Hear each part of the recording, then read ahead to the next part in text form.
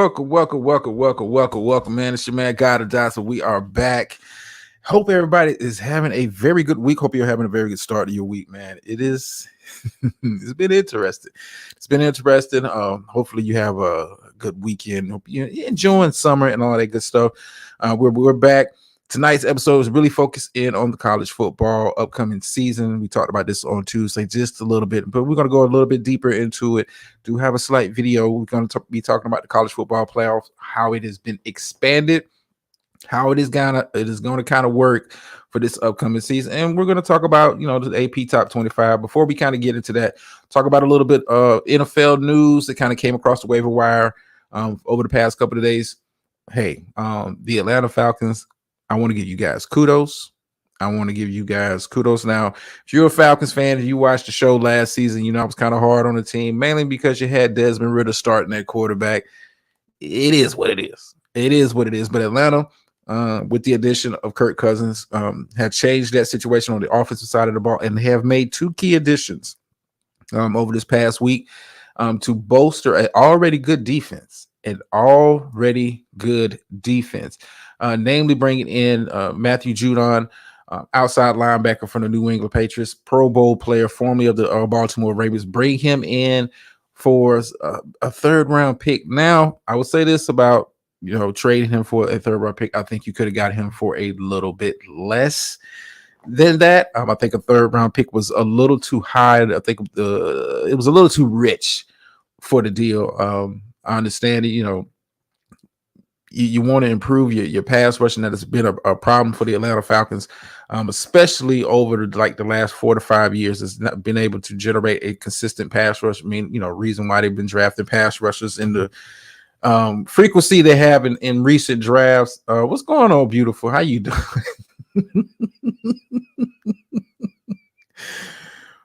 Beautiful. This is. It's going to be story time tomorrow, right? I anticipate story time.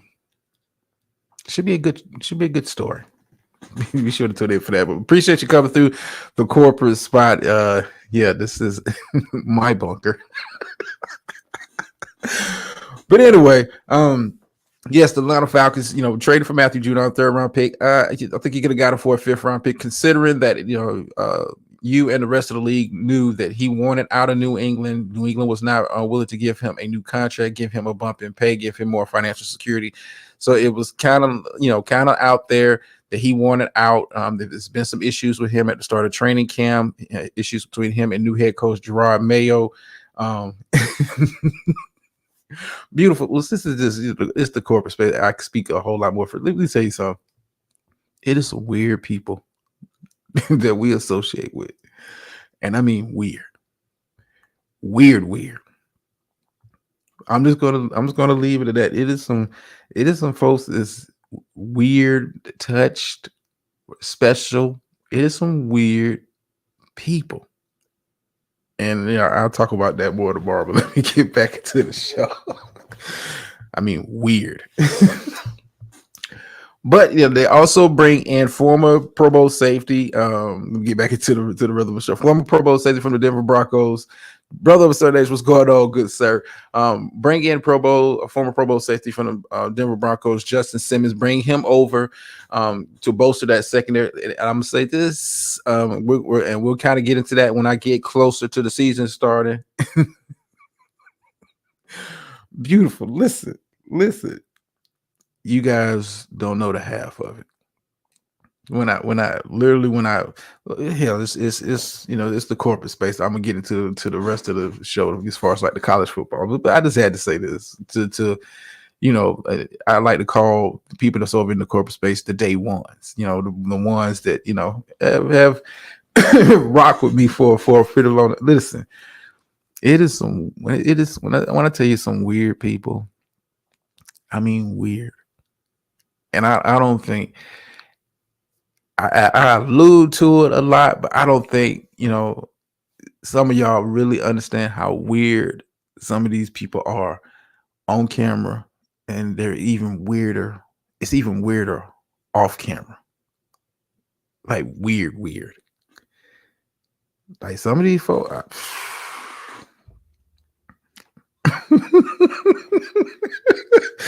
Brother, listen, brother. I'm telling you, it is some weird people. And I'm gonna say, because this is the corporate space, and he is a follower of the show. He taps in from time to time.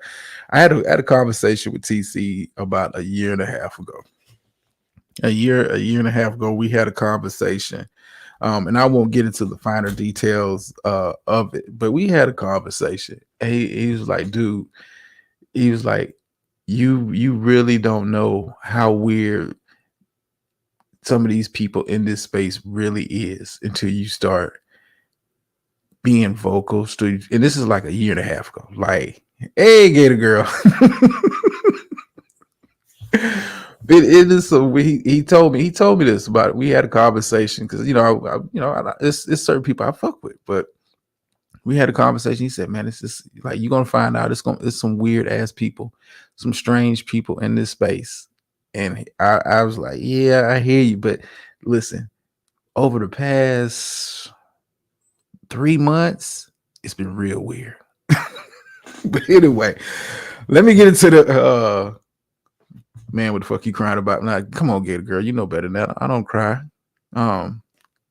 Other than watching Trevor Lawrence get that money that he don't deserve, I cried about that contract and wonder why my quarterback ain't got his money yet. But that's a story for another day. But let me get back into the rhythm of the show. Atlanta Falcons defense has vastly improved. You bring in Judon, a proven pass rusher. I like some of the pieces that they have on. Listen, as we get closer to the season and we get ready to do that show where I kind of give my sometimes off the mark predictions for the upcoming season, as far as where I think teams fall, as far as playoffs, Super Bowl picks, and all of that.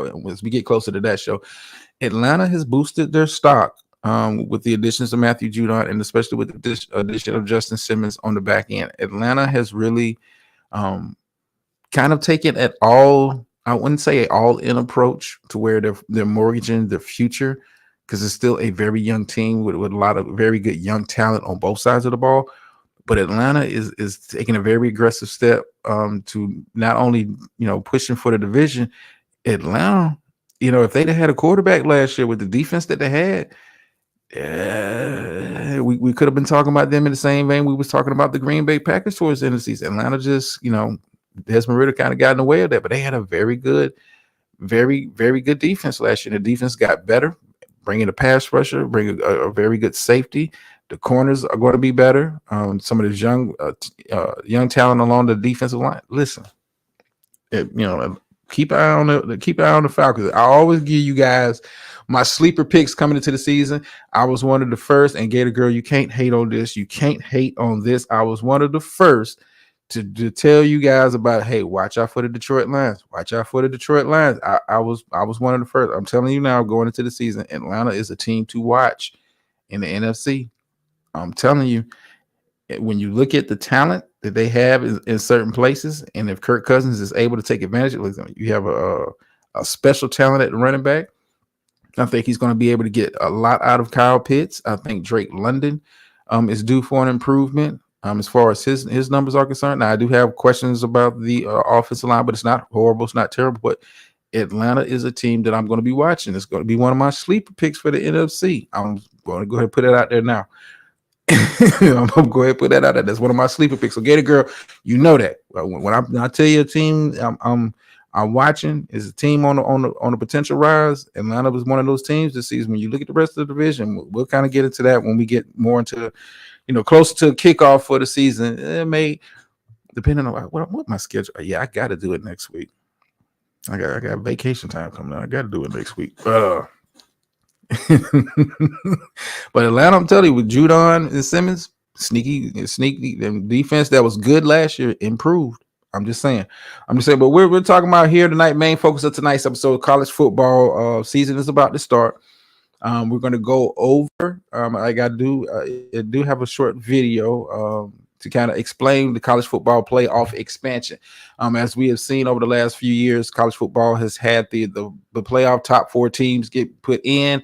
Oftentimes, a lot of good teams get left out. Namely, when you look at last year, Georgia. And I'm not a Georgia fan, roll tide, but I'm not a Georgia fan, but to me, Georgia was one of the 4 best teams in the country last year, and for them to get left out due to how their season kind of ended with the SEC championship loss, I felt that the time was right, and luckily the time was right for this upcoming season. So we've gone from 4 teams to 12, and I kind of get into the particulars of that because it is some final details before. But first, let me show the quick video. Let me go ahead and kind of pull that up, get that queued up. Are we good to go? Yeah. And as always, when I do, get a chance to play over here, fair use and all of that good stuff. Just a short video presentation for those who are not aware of the new playoff system. Let's go. The 12-team college football playoff is here. So let's dig into how the teams can punch their playoff tickets. The 12-team college football playoff will feature the 5 highest-ranked conference champions, plus the next 7 highest-ranked teams as determined by the CFP selection committee. The 4 highest-ranked conference champions will be seeded 1 through 4 and receive first-round byes, with the 5th highest-ranked conference champion being seated where it was ranked or at number 12 if its final ranking lands outside of the top 12. So that's who gets in, which brings us to where and when the games will be played. The 8 teams seeded 5 through 12 will play in the first round starting on December 20th, with the teams seeded 5 through 8 hosting a home game, meaning the pageantry of on-campus college football is coming to the playoff for the first time. Man, that is going to be incredible. From there, the playoff will play out as dictated by the bracket, with no reseeding between rounds. The quarterfinals and semifinals will be played at traditional New Year's Six bowl game locations, followed by the national championship game in Atlanta, where our first 12-team college football playoff national champion will be crowned on January 20th, only on ESPN. All right. Hopefully you guys understood that. It wasn't too complicated. Brother, so that's what's one thing I like about it. You reward the teams with in the first round. They have to play in the first round. You reward the teams that do have the higher seed. You reward them with an additional home game. I think that is a very good look. I like, there's nothing wrong with playing bowls, but I think for the first round, with this being how it is, and then you extend it once you get past the first round. We're talking about, from that point on being bowl games, and then even with the bowl games, it's going to be kind of weird where teams will be playing, but I'll get into that in just a second. But I like the idea of, the higher seed team having the bowl game. Now, here is the thing. Here it is. It's still kind of complicated when you talk about how this playoff thing is going to work. Yeah, it seems simple. You take the top 12 teams and that's it, but that is not in particular how it works, because you still have, it's not like, this is the AP media coaches poll and that's that. It's still a selection committee involved in regards to how teams are ranked in regards. So you could be talking about, you're talking about the top 4, quote unquote, and they're talking about the Power 5 when they talk about the top 4. Trust me, they're not talking about a Conference USA. They're not talking about the MAC. You're talking about the pretty much ACC, Big 10, Big 12, and let's say ACC and SEC. Those are pretty much the top 4 with I think, who's the other Power 5? Is it still PAC? I gotta check. I gotta check who, but I know those 4 are definitely in the top on the Power 5. Power 5s, based on their ranking. So you may be, let's say Georgia wins the SEC, but due to the college football playoff ranking, they're ranked number 5. They wouldn't get one of those first round byes, even though we were all agree as football fans, SEC is the hardest conference to win a conference championship in. It is, and it's been the best for a very, very, very long time. But they could, say Georgia has 2 losses, but they win the SEC, but the other conference champions, go on to have, let's say Ohio State is undefeated, and 3 other teams are, have 1 loss. Georgia could be that number 5 team. They may lose out on being that. Now, you know, but that's all up to the committee. The committee may bump Georgia up and put a team that is, let's say, in the ACC that is not as strong of a conference as the SEC. They may get bumped down, and you have a situation where you had last year where Florida State was complaining about how the season kind of broke for them in regards to the college football player. Like I said, the committee is still playing a heavy role in it, and I think this is about as fair as the system can get when you consider the length of the season.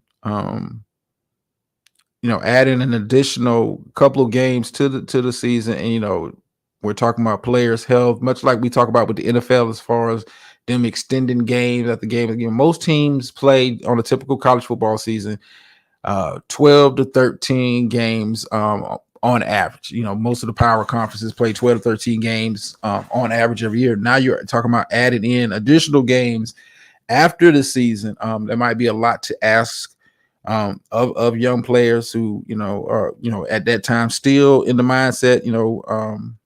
Some of those guys will be preparing for the drafts. Do you want to risk going out there to play in the first round game of the college football playoffs and mess around and blow your knee out? I mean, that is something that you got to factor in also, because typically what happens after the conference championship, players that are kind of draft eligible know that they're going to be in the mix before the draft, kind of make their decisions. Yeah, potentially going into Michigan. Yeah, that could be a scary thought, brother. I mean, like I like that part of it. The rest of it is kind of convoluted. But going back to the players, what has been happening over the last couple of seasons, players that know they have a pretty much stamped ticket to the NFL have already been kind of graded out, and who's who. A lot of those guys were skipping some of these bowl games. A lot of these guys were skipping some of these bowl games. You don't want to be that guy that went out there, played in the bowl game, blew out your knee. Now you went from potential first round pick to somebody taking a flyer on you in the fourth round and hoping you return back to the form that you was previously playing at. So you have to kind of factor in that also, like how many of these guys, let's say they're the number 11 team in the college football playoffs, meaning you'll be going on the road. Do you really want to risk your potential NFL future playing a game in December in Michigan or wherever else you may end up playing? Do you really want to risk your draft? So that is something that's going to have to be factored in, because it was kind of easier to kind of navigate that water for players, because the original 14 format means, hey, we win this game, we win that game, we're good. Now you're talking about having to potentially, if you're not a top seed, potentially having to win 3 games. And this is after a long season. This is after the conference championship that would play a potential 3 more games just to be crowned national champion. So that is something that I'm going to be kind of closely watching this upcoming season. Listen, I will. I mean, that is a tough, like, if I'm a team playing, let's say I'm LSU, and I'm playing on the road, and the likelihood of my team really making a very serious run to a national championship, like, is that something that I really want to go out there and risk? So you have to kind of take that into account. I mean, and that's a lot of extra games. That's potentially, like I said, potentially 3 more games on top of a 12 to 13 game season if you're playing in the Power 5 conference. I mean, that's like old school NFL schedule. Because like typically conference championships happen towards like the beginning of December, but you're talking about the first round beginning around right before Christmas with those games. So I don't want to skip over the fact that these are still student athletes, and a lot of times when we talking about these student athletes, these players, we kind of forget the student part. Like some of them I'm just saying, man, that's a lot to add on to the plate. And that's a lot to kind of digest for the players. But back to kind of how this is going to work. Like I said, you still have a committee that'll be kind of deciding who's who. Of course, the media AP rankings will be considered. They also have the coaches ranking that'll be kind of considered. But the committee will be making the decisions on who places where.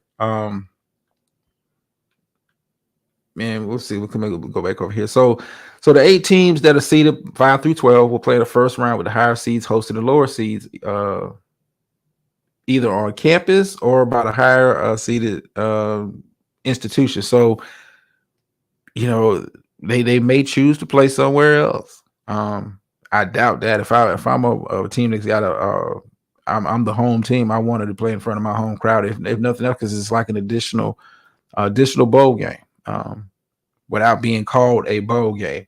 Like I said, the selection committee will make like here's an example. If the Sugar Bowl, like, and when we get to the second part, I'm all over the place because it's kind of crazy how they kind of got this going. When you get to the quarterfinals, once you get past the first round,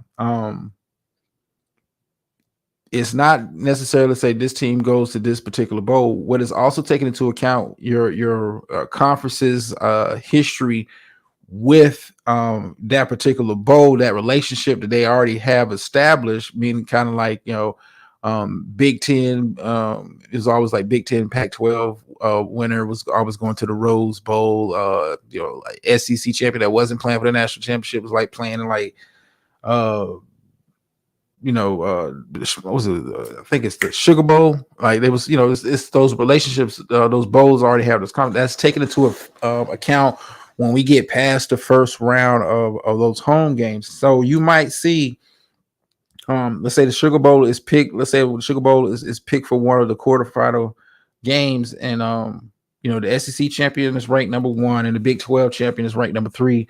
The SEC champion would be assigned to the Sugar Bowl, and the Big 12 champion would have to go somewhere else. So it's not a guarantee that we get past this first round, we're automatically going to play in the Rose Bowl, or we're automatically going. The seeders are kind of like mixed up. At that point, like you still have a team that's considered the home team, but you're playing in the bowl, and that relationship that conference already has with a bowl is taken into account.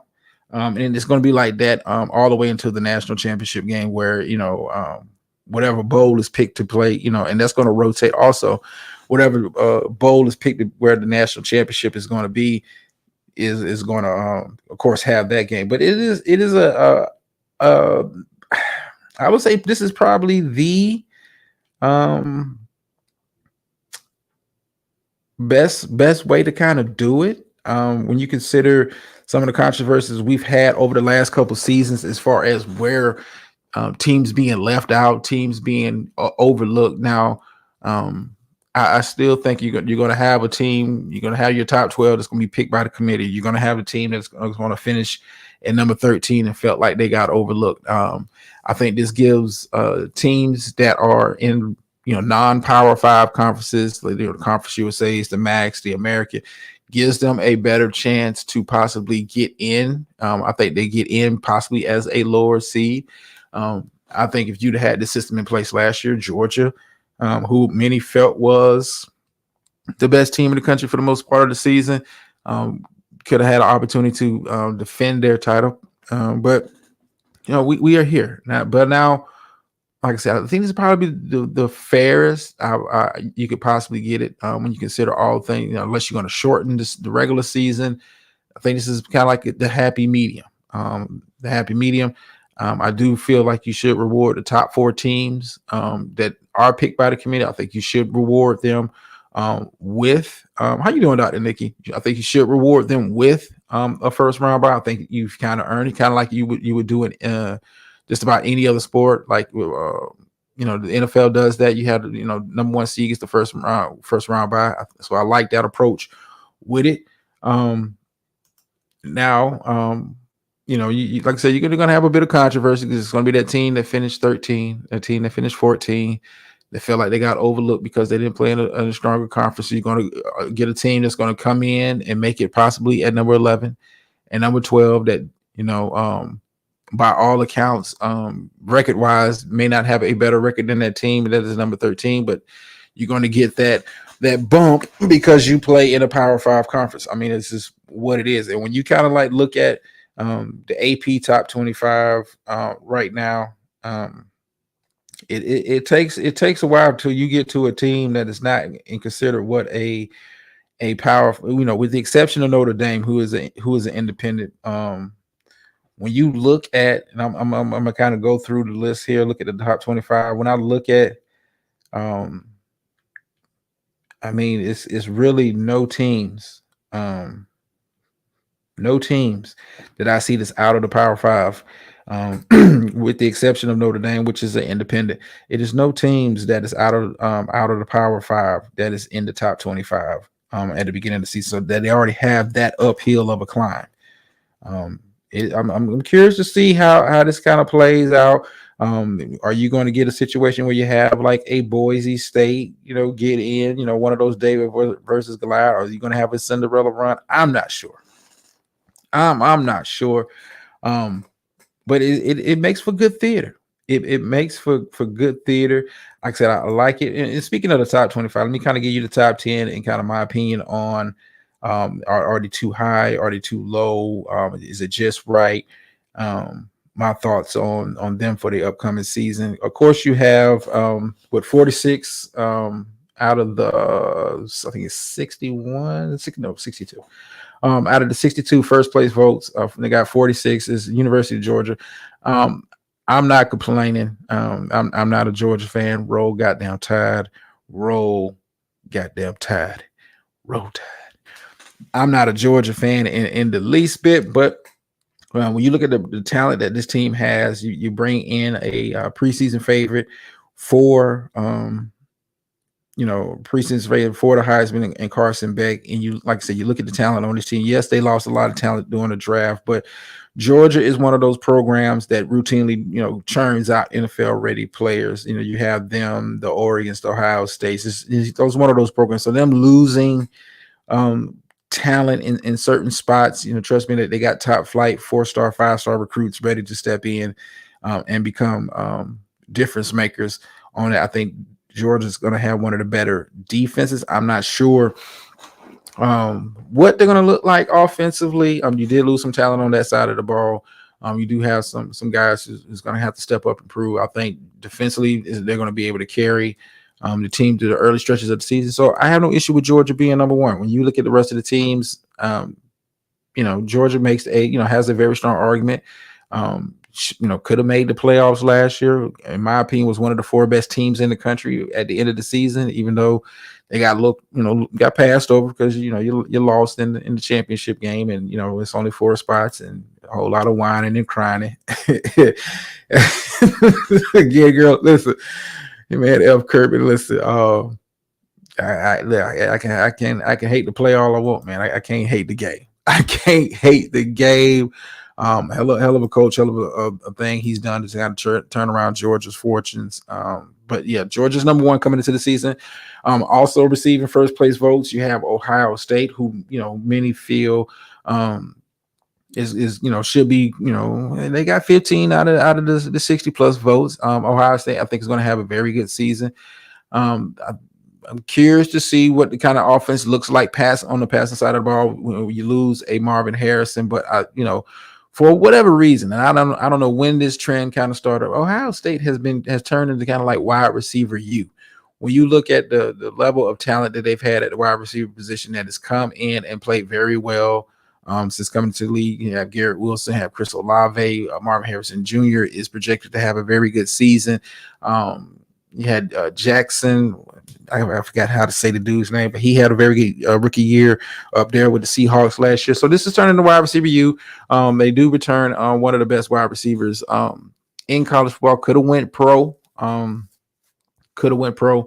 But Ohio State, I think, is going to be right there in the mix. I'm not averse to them being number 2. And when you consider the rest of their particular conference, I think, they kind of stand out, a little bit more as far as like defensively. I think defensively, they're one of the better teams in that conference. So I have no issue with them being number 2. Number 3, you have, and they only receive 1 first place vote during the AP coaches ranking, Oregon.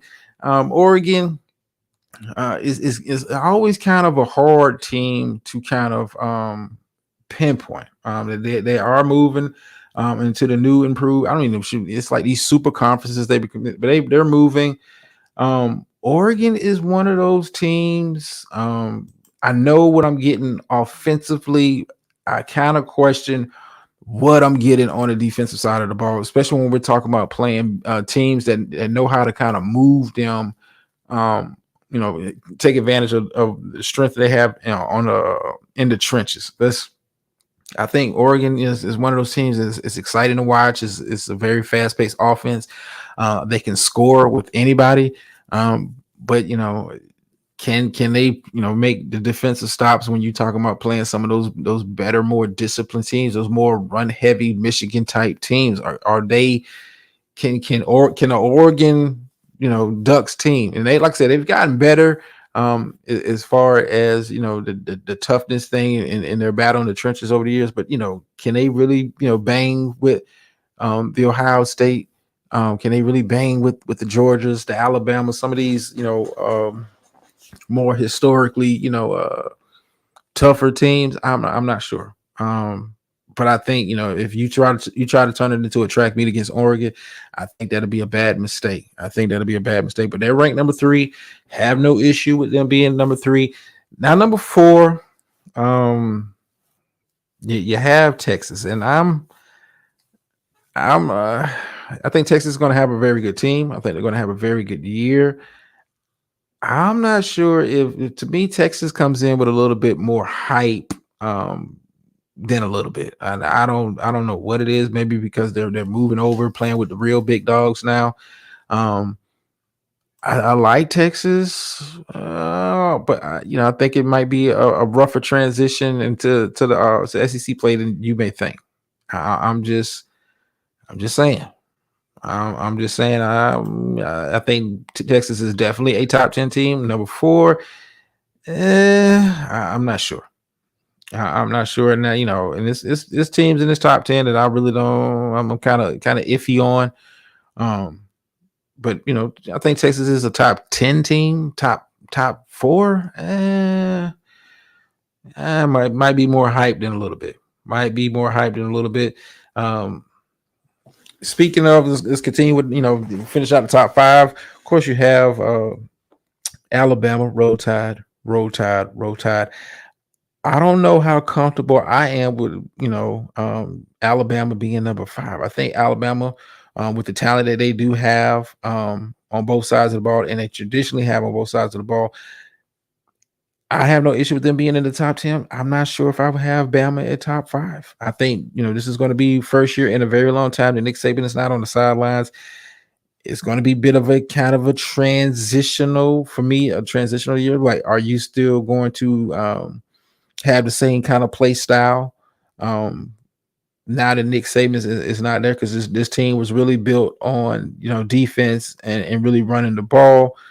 Are you going to adapt your I think more or less offensively. I think defensively, I think you kind of keep that same mentality, keep that same spirit on the defensive side of the ball, because it is work, and it is it is a pro level defense that they run. But offensively, I don't really know what the identity of this team is going to be, because it's I'm a Bama fan, but this is and they can score with the best of them, but it's not like watching Oregon play.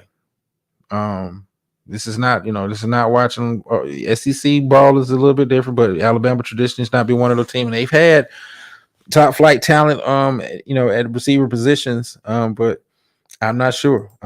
I do think they're a top 10 team. I'm not sure of the top 5 now, and I know Gator Girl likes to hear that. I know she loves to hear that, but it kind of hurts my soul to say that. I don't know what kind of team it's going to be throughout the season. Like I said, you have Alabama's always going to have talent. I don't care who's the damn head coach. Alabama's always going to have talent, because it's one of those premier programs that get you looked at, if no other reason, for pro potential. Teams are, scouts are going to be looking at you, and you only got to have one good season of production. You played at Bama, you played in a pro style system, you good with us. It's that stamp of approval, kind of like with the Georgias, the Ohio States, the Michigans. Like you play in some of these systems, you get that kind of stamp of approval. But I'm not sure if Bama's 5. I'm not sure if Bama 5 is. Even more curious when we continue with the top 10. Ole Miss. I ain't gonna lie to you. Ole Miss is kind of a mystery to me. I know they have a very good team. I think the expectations are little too high. Um, a little too high. But I think they are a top 10 team. You consider the talent that they're bringing back and the expectations for them for this season. No Miss has done a very good job recruiting over the last couple of seasons. It's always a team in this top 10 that this, kind of makes you question them being a top 10 team. And when I look at the rest of the top 10, as we kind of go through the rest of this list, Ole Miss kind of stands out for me. I think Notre Dame, who's ranked number 7, I think Notre Dame is going to be right there in the mix. Have a very big game against Texas A&M out the gate, so that's really must see TV. As far as the first week of the season, I think Penn State is going to be. I think if I had to put a team, I'd probably have to put Penn State at number 6. I think them and Ole Miss maybe flip flop, but I don't know if I'll put Ole Miss in the top 10. I think they are a top 15 team, but I don't know if I will put them. I don't know if I would put them in number 6. I think that's a bit of a stretch. I think they are a top 15 team, but number 6, kind of a stretch. He had Penn State number 8. I think is going to have a very good year. If they can ever get over the Ohio State Michigan hump, they've kind of been, the bridesmaid, for the last couple of seasons. They traditionally roll out a very good team that is a very good defense that they have. I think they're going to be much better offensively this year. So, kind of keep an eye out for Penn State and the Lions. Number 9, Michigan. I think them being ranked this low, I think I gotta call this the Harbaugh effect. I think if Harbaugh was still coaching in Michigan, is no way, especially coming off a national championship, it is no way Michigan would be number 9. Yes, you lost some NFL guys to the draft, namely your quarterback and starting running back. But if Harbaugh is still the head coach of a defending national champion team, there's no way they end up at number 9. I think and I think teams are going to be kind of underrating, and if you can say that about the defending national champion, underrating them based on these preseason predictions in regards to Michigan. It's the Harbaugh effect. If Harbaugh was coaching this team would still be in the top 4 to 5 coming into the season. I think the critics and the pundits and the talking heads are kind of skeptical. I don't know if I would have had them in number 9. I think they still got a lot of talent there. I think I like the guy they had come in to replace Harbaugh, but it's them being ranked number 9 is definitely the Harbaugh effect. Number 10, I think this is another questionable spot, but if they're able to get all the guys healthy and play at the level they was playing at last year, number 10, Florida State. I have no issue with that. If they're able to get back to the level, their season is kind of just went off the rails when, especially when the starting quarterback got hurt and other key injuries along on the defensive side of the ball. Season is kind of went in the toilet. They ended up one of the best records in the nation, but when you lose your starting quarterback, and the starting quarterback was playing at a very high level, very high, a phenomenal quarterback. He went down, and it was just kind of like, and the season ended the way it should have, getting smoked. But Florida State rounds out the top 10. Since I saw Gator Girl here, let me see if her team is somewhere in the top 25. No, I don't see. Man, I got a little bit of free time. I want to see what the Florida Gators prediction is for the season. What would they predict their win-loss record to be? Let's see. Okay, let's see what the season preview says. Okay, according to Pro Football Focus, who also does a good job. Oh wow. Okay. Well, Gator Girl, you guys might actually get into a bowl this year. They currently predict you guys to come in with 6 wins. Let me kind of like look through this. You guys got a very, Very tough. I didn't even know your strength of schedule was this tough. They have the second highest strength of schedule coming into the season. Says you had the number 10 class nationally as far as recruiting is concerned. And see, this is why the SEC is a cut above the rest of the nation. Number 10 in the nation. And you would think, oh man, that's a pat on the back. That is something to be really proud of. That's an awesome achievement when you consider it's over like 130 plus FBS programs that are judged by these rankings. They got number 10 nationally for this recruiting class that they brought in. But look, you're number 10 nationally, and they got you guys ranked number 7 in the SEC.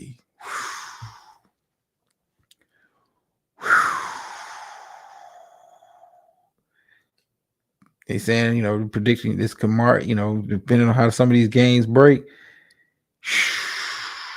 we got the second hardest schedule in the country. Jesus, damn, get a girl. 5-7 last year. I think this Napier. This is gonna be Napier last year. he don't get this team into a bowl game. He's gone. Yeah, if he loses this year, this could mark the 4th straight losing season. Damn. Chomp, chomp, chomp, chomp. Roll Tide. Roll goddamn Tide. Oh, but I should have did a show on them. I mean, this is, say they got one of the best offensive lines in the country. Okay. You got a top prospect at quarterback. I do like Graham Mertz. And this is when you talk about the Gators, they used to have one of the better defenses in the SEC. Used to have one of the better defenses in the country. I don't know, all that talent this went elsewhere. Went elsewhere. But hey, good luck to all teams in the college football season. And to kind of I know you'll be mad watching the replay, but to kind of round it out, if you're not sub, go sub and go check out Max's channel in regards to it. Y'all saw the thumbnail. Colorado is not ranked in the top 10. They're not ranked in the top 10. They're not ranked in the top 25 nationally. And I think that's a good thing. I think that's a good thing because I think, I think this could be a much better season for Colorado. And if you're not sub, the Max is back. I think it's Buffs Nation Daily. But it's like Buffs Nation. But if you're not sub, and he keeps up with everything dealing with Colorado, and it's been, it's been a pleasure watching that show and keeping up with the news of that team. But I'm glad they're not ranked in the top 25 this year. I think when you really looked at the team last year, Deion's first year, he was taking over one of the worst programs in the country, and it has been one of the worst programs for a very, very, very, very long time. Okay, hold on for a sec. Hold on.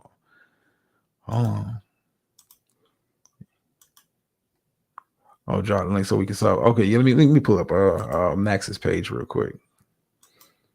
Because Max is he's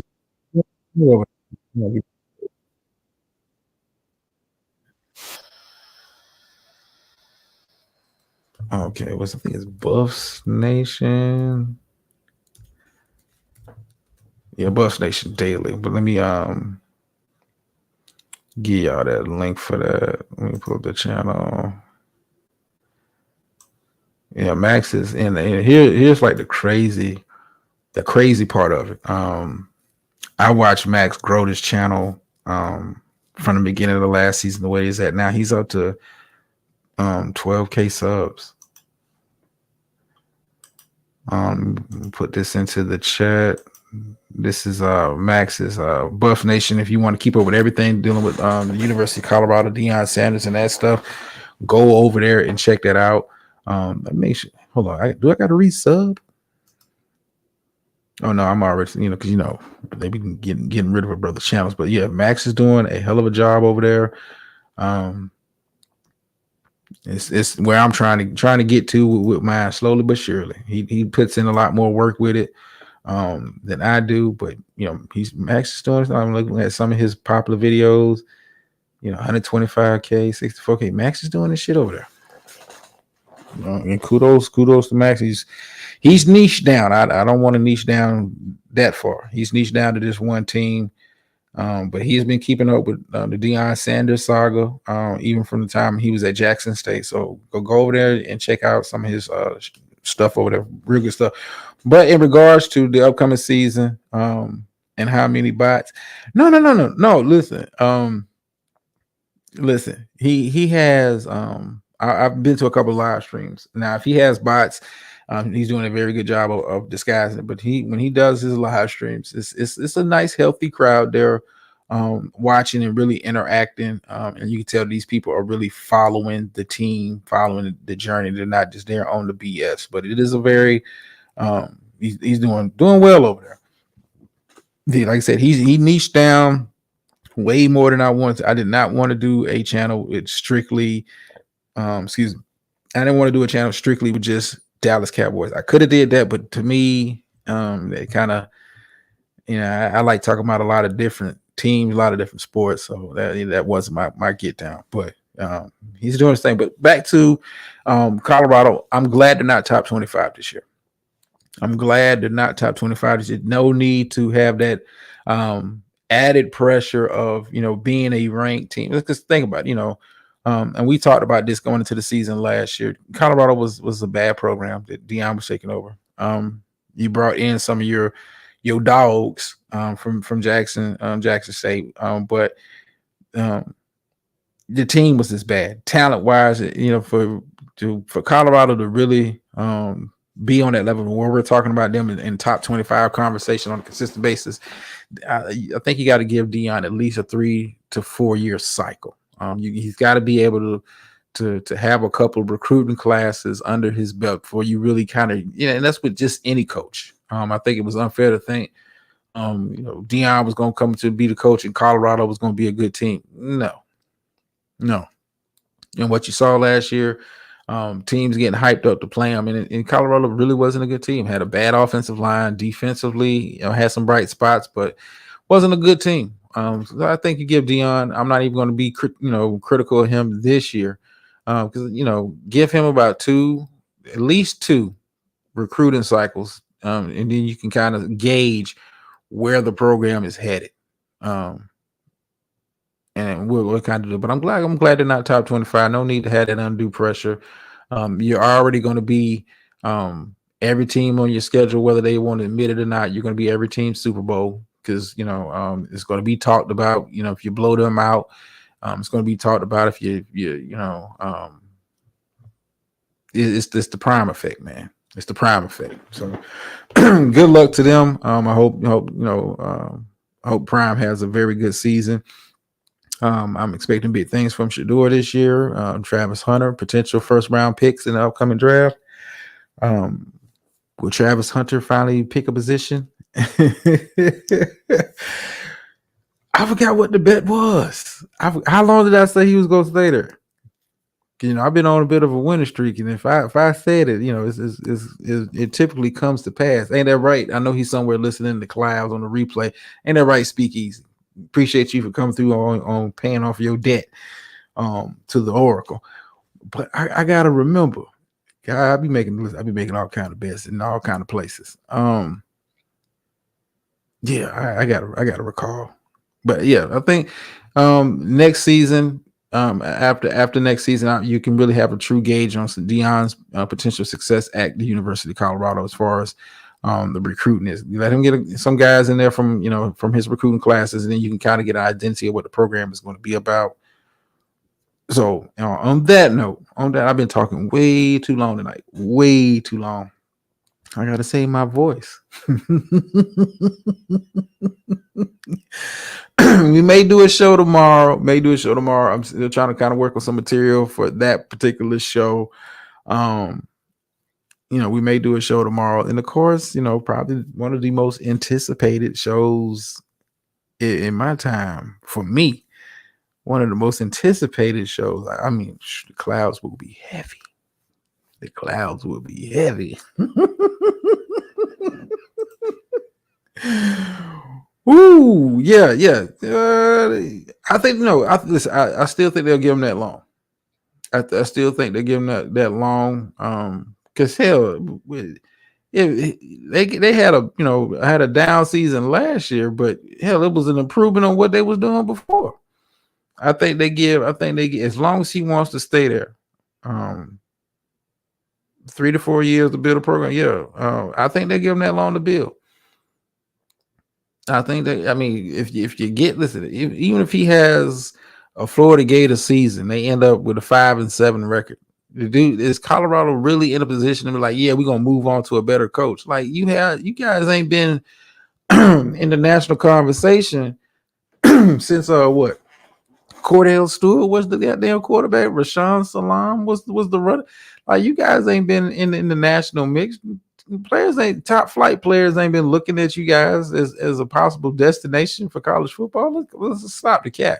I think they'll give it to him. I still think they'll give it to him. Now, if he gets to year 4, you might want to watch out for this. If he gets to year 4, and they have kind of like the same kind of season, but he's got some talent there, I wouldn't be surprised if they bring in some hot shot offensive coordinator to kind of take over and when that when it finally blooms and I'm gonna be looking at this guy like he's the next Sean McVay, I wouldn't be surprised. But let me get my behind up out of here because I'm starting to lose my voice. Like I said, we may be doing a show tomorrow. We'll be doing that show, and then of course it's the Saturday show. I think we're back on for this week. And I think that's about it. I do know I got to get my I got to get my NFL stuff out the way. We'll probably be doing AFC predictions on next Tuesday and probably doing NFC either or flip flop next Tuesday and Thursday as far as next week is concerned. So I'm going to kind of get those out the way because college football will be kicking off very, very, very soon. NFL season will be kicking off very, very soon, and I got some PTO time. Brother going on vacay again, so I want to get all that out before we get all that before I have my feet in some white sand somewhere. But anyway, ends you off with the phrase that pays around here. Sometimes you win, sometimes you lose, but every time you learn. And I'm out.